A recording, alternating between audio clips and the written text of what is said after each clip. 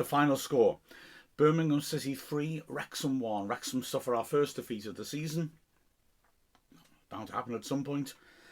And although no question whatsoever that the scoreline was a reasonable reflection of play, I still feel Wrexham can take quite a bit out of this match. I mean, let's get our perspective straight first. Birmingham have spent a lot of money in the summer. That does not guarantee success, but fair play. They were class, I thought. And I felt that we did well to stay in the game with them, to be honest, because they were quality players stepping up to the big occasion. And if we hadn't got as much spirit or defensive quality, that could have really hurt. We started absolutely brilliantly, though. First 20 minutes were ours, no question. Our pressing traps were really well set up. We were anticipating what they were looking to do, and it was very difficult for them in front of a magnificent crowd, which stuck with them. And I think that's really, really important to point out from the very beginning, because there was such a razzmatazz about this match. Birmingham are at home. If their fans had turned, there could have been an issue for them in that first 20 minutes, and they could have done, because we made them lose the ball quite a few times in their half in the first 20. It was very reminiscent how we played at Peterborough, and their fans stuck with them, really stuck with them. Brilliant support by them, and I think that must have been a help as they just dug in and kept going and worked it out. And essentially, once they worked out our press and were massively boosted by scoring their equaliser, they were in control of the game then. But yeah, equaliser, because we took a 3rd-minute lead. That was terrific. We'd started on the front foot. Like I said, we were forcing errors. We'd won a corner. It was looking good. O'Connor swept a perfect ball in under the bar for us to capitalise on the fact that we were pinning in the goalkeeper, Bailey Peacock Farrell, who was the subject of talk in the build-up to the game about being dropped. He'd made a bad mistake in their last league game and then made another bad mistake for Northern Ireland in the international break. He came out, and I think, to be fair to him, it was a poor punch, but he's got big players jumping with him. I'm not sure he could do a great deal more. It dropped Jack Marriott, and he finished, beautiful striker's finish. Drops to him. He's in a good position, but his body's all over the place. We've seen him in goal. He's only about 8 yards out, and he drives it into the ground, so it spins up and goes into the net. Great work. And Marriott continues his great start of the season. 4 goals now. And we continue to threaten and continue to inconvenience them.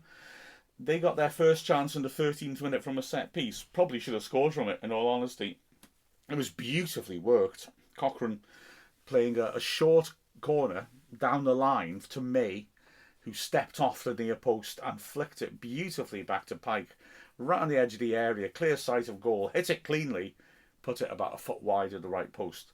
He should have hit the target, and that probably would have been a goal then, but failed to do so. And Wrexham continued to look solid, but then in the 22nd minute came a frustrating goal, which would cost us. Williamson squaring the ball away with a good, powerful shot from outside the box. Okonkwo went down to his left, but pushed it back into the goalmouth, and there was Jay Stansfield, the man who had all the headlines, costing so much money. First ever 8-figure signing by a League One team, and he just nicked it neatly into the back of the net, and Birmingham were level. And breaking it down, I think I don't want to say it's an error by Okonkwo, but I would put it in the could have done better category. I think he'd have much rather pushed it to the side, and then there would have been no danger. He's entitled to ask where the defenders are in terms of letting Stansfield get to it first. But yeah, normally he deals with that sort of thing so well. I'm a bit of a shame that maybe it was this occasion when he didn't quite. But let's not call him out too much, because he is a fine goalkeeper and a hell of a capture. And it wasn't an absolute howler, to be fair. Now the rest of the half, I feel like describing it by talking about a point I sort of want to make at the end. Because nothing else really happened in terms of goalmouth action. Birmingham controlled the game from this point. Iwata and Pike were terrific in the middle of the pitch, industrious and intelligent with the ball. Alfie May, oh my word, he was good. I mean, firstly, Birmingham changed their shape to match us up, which was a huge compliment to us. But May dropping off, Stansfield's playing up front essentially, and May was dropping off into lovely little areas and using the ball so intelligently. He was terrific. He really was. As was, of course, the goal scorer, Stansfield. They just looked very, very good indeed. And you could see the quality they'd brought. But like I said, they dominated the second period of the first half, but they didn't really trouble Okonkwo. And that's massively to Wrexham's credit defensively. We started to struggle to pass the ball out from the back because of the pressure Birmingham were putting on us, and also because when they played three at the back, it meant that Palmer and Marius were having to track runs by centre-backs. And so often we didn't really have a proper outball. And we weren't, when we won the ball back, we weren't getting that first pass right so we could try and pass through their press. We were giving it back to them. But the actual defensive work I thought was superb. The three central defenders did ever so well. The wing-backs dropped back in and were permanently back, which is obviously a problem for us the way we play. But they did well. Dobson tracking back and dropping deeper than the back three made a number of interventions in the box, and we defended superbly. And when I say about I wanted to make this point at the end in a way, but I feel it's better to make it here. Birmingham, despite the fact that they had control of the game apart from the first 20 minutes and then the last 10, they only got 8 shots off on goal. And if you think about it, the first goal is a shot, rebound and another shot, so there's 2 of them. So they got 7 shots on our goal in the whole game. I'm not for a second suggesting that meant they didn't deserve to win. But it shows how well we defended and how well we protected our penalty area. And the 3 centre-backs deserve a lot of praise, I think, for performing in that way. So at half-time, we're still level, we're still in with a shout.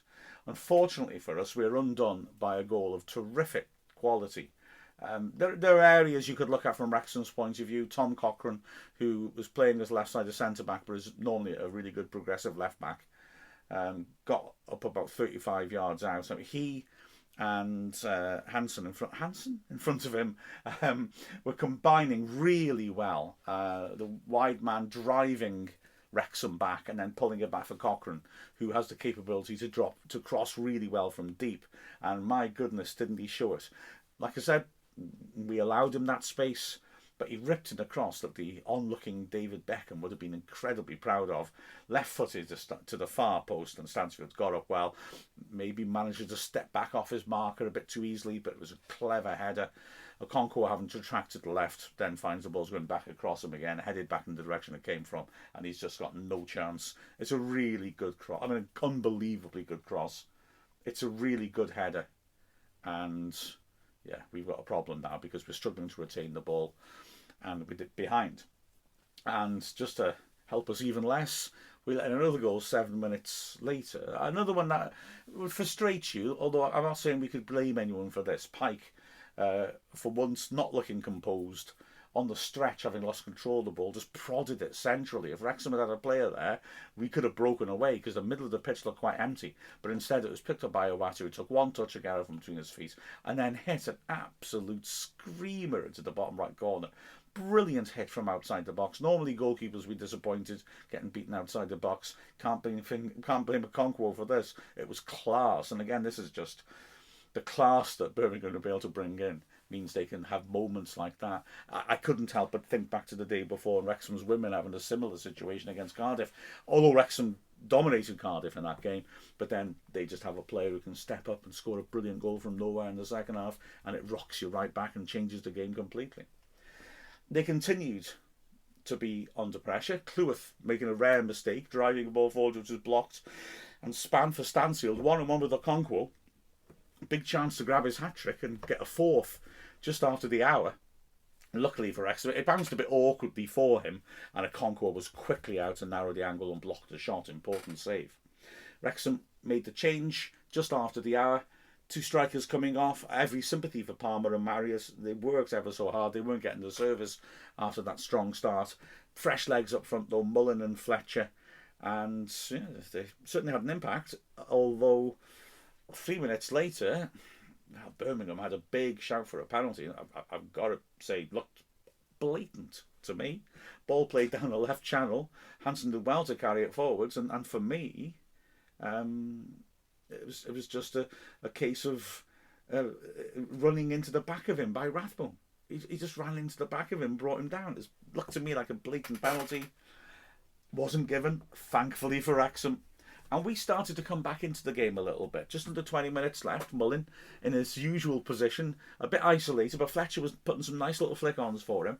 Picked her up, edge of the box, 2 players to beat, shifted it to his right in the left channel to just get that angle to drive in the curling shot.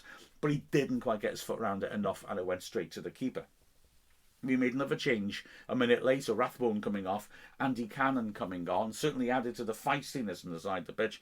In fact, it got very, very feisty when Bitegate occurs, just into the last 10 minutes. It was a real drama out of nothing, I would argue. Millen picks the ball up on the halfway line. Tom Cochrane, who I think was, shall we say, indulging in some really high quality housery, you know what I mean? Drove into the back of him. The sort of challenge that is not going to get a yellow card. There's more out of contact with the hands, I think, than the feet, but was going to rile a player who gets smacked from behind like that. And then his momentum, you know, apparently couldn't stop it, so he sort of trampled over Mullin a bit. Don't think he made any contact on his back, which would have got him into real trouble. But I think it looked like he did make a little bit of contact with Mullin, the side of Mullin's head, as he sort of stumbled past him with his foot. And then he, of course, falls backwards onto Mullin. And when Mullin's starting to get up, he puts his foot onto Mullin's head. Doesn't kick him. I'm not saying that. But he puts it on his head. He's just trying to wind Mullin up. And it works. Because, yeah, the replay does look like Mullin goes to bite him. I'm not sure he was going to bite him or not. What I can say with certainty is that if he was going to, he thought better of it. He puts his lips on the back of Cochrane's calf. I don't think I've ever really talked about lips in trying to analyse a Wrexham game. You know, in all these, 20 years, 19 years of doing this podcast. Oldest football podcast in the world, in case I hadn't mentioned it. I don't think I've ever talked about a player's lips. But anyway, he sort of did. And then maybe he just fell onto him, I don't know. Maybe he was enraged and was going to do it. But he clearly thought better of it and didn't do it. But he was angry. Cochrane's still making contact with the back of his head. And the two of them got annoyed. Bielik comes charging in then, the Birmingham captain. And he does a bit of, classic sneaky stuff. He sort of looks like he's putting an arm around Mullin to bring him away, but of course he isn't. We can't hear what he's saying to him, and he gets a bit physical. When Mullin pushes him away, he holds onto Mullin's collar and pulls him back by the neck, and then it all kicks off, and you've got probably more than half the players on the pitch all charging in. There's lots of shoving and pushing and shirt pulling. McLean runs the width of the pitch and grabs hold of a player, and he looks very riled up. Mullin looks very riled up. The referee calms it all down, sprays a few yellows around. Significantly, Bielik gets yellow. He deserved it. Mullin gets yellow. He deserved it. McLean gets a yellow. He deserved it. Another Birmingham player did, I think, didn't they? But I can't remember who it was. Fair enough. Cochrane amazingly gets away with it. Wow, well done, mate. He sparked it all, and he got away with it. But it becomes relevant for two reasons. One is that Wrexham pretty immediately make the change that I think was very sensible. McLean comes off. So does Barnett, and on come Reven and Mendy. And then also, soon afterwards, 3 minutes left, Bielik, who's just picked up a silly yellow card for getting involved in it, gets sent off. And, I mean, perhaps the most astonishing thing of the match was Bielik's reaction when he saw the second yellow coming.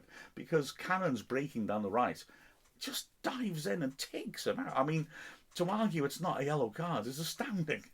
He had to go. So down to 10 men, Wrexham try to regroup and get a bit of energy going.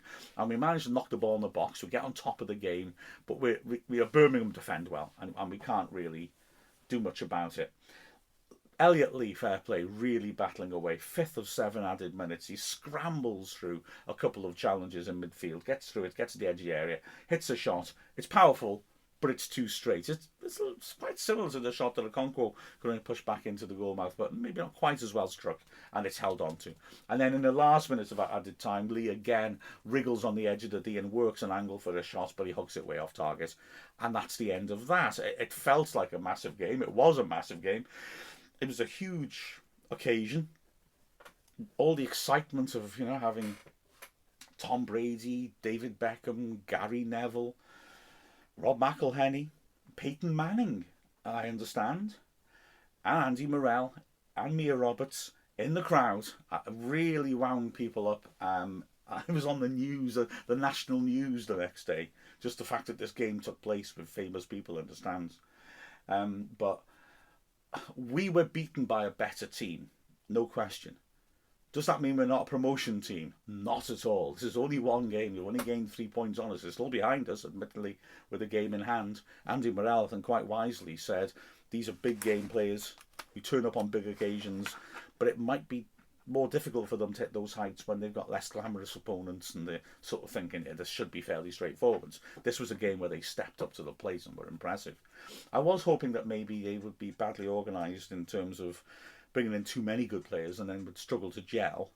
Well, in the long term, there may be problems because of that. It may be that some of these excellent players start getting frustrated if they're not regularly playing. But for the moment, if they can replicate that, they will win this league at a canter, no question about it. No disgrace for Wrexham in losing out. And, quite frankly, I'm not trying to be a fantasist here, it could have turned out differently because, like I said, defensively we did restrict them in terms of the chances they had. The first goal could have been handled better and avoided, and if we'd gone in 1-0 ahead at the break, it would have been a very different second half. I mean, they may have been different because they'd rip into us, but it may also have been different because our defence continued to hold out. You never know, do you? You never know. But certainly Birmingham on the night were terrific, and yeah, I'm no longer going to say, well, they might not gel, the pressure might build on them. I'm not saying that anymore. I suspect they're going to win it by a bit. But anyway, let's see. Truth of the matter is, at the start of the season, when I looked at the fixtures, I thought, goodness me, that's tough. And it has been tough. And we've got through that phase of the season, top of the league. So let's try now to hit some form against teams that aren't doing so well, and just continue to build up our automatic promotion credentials. We're in a good place. Looking at the performances, well, Okonkwo made a good save from Stansfield, and like I said, I don't want to crucify him over that first goal, but he will feel he could have done better with it, so that was a shame for him. The three centre-backs I thought did really well. There were mistakes occasionally from all three of them, but when you're doing that much work, there's bound to be. The mistakes were often more in terms of passing the ball out under pressure and trying to do the right thing than actual howlers. O'Connor got a player running behind him and maybe could have done better once, but really, I mean, you're splitting hairs here. The three of them were all really impressive. Barnett did well on the right-hand side, I thought. He was really lively in the early stages when we were putting pressure on, and he was solid at the back. He often had these two players to deal with, and he did well. Hansen would run at him, he'd deal with him and slow him down so Rathbone could come across and help. So he did well considering the quality that was having a go at him. On the left, McLean was solid enough. His angry departure from the pitch after he was subbed, walking around the pitch and Birmingham fans goading him and he giving it back.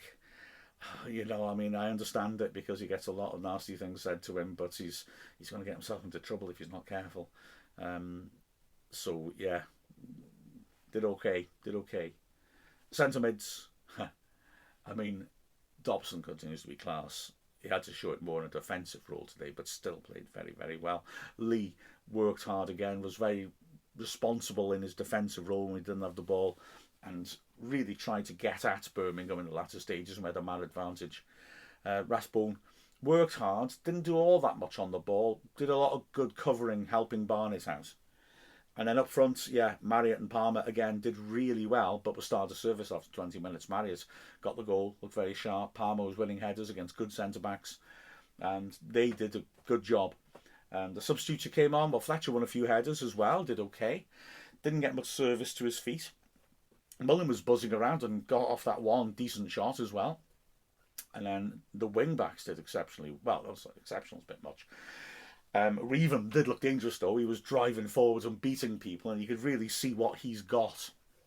Picking it from deep and getting through challenges. And the left-hand side, Mendy, a couple of times maybe had a chance to play a better ball in and didn't manage it, but he was forward thinking, going at his full back and looking to deliver attacking balls into the box. So credit him. And Cannon brought some dynamism on the right hand side. He was in the middle of everything, including the red cards and the big brawl. But yeah, again, energetic and eager. And it was good to see him after injury coming back and looking himself immediately. So we lost, fair enough, but we've had a terrific start to the season, and now we try to push on from here. Losing to a side of that quality is absolutely no disgrace. Birmingham are a fine team. We're competitive. That's good. With a final score of Birmingham City 3, Wrexham 1, I'm Mark Griffiths from Wrexham AFC.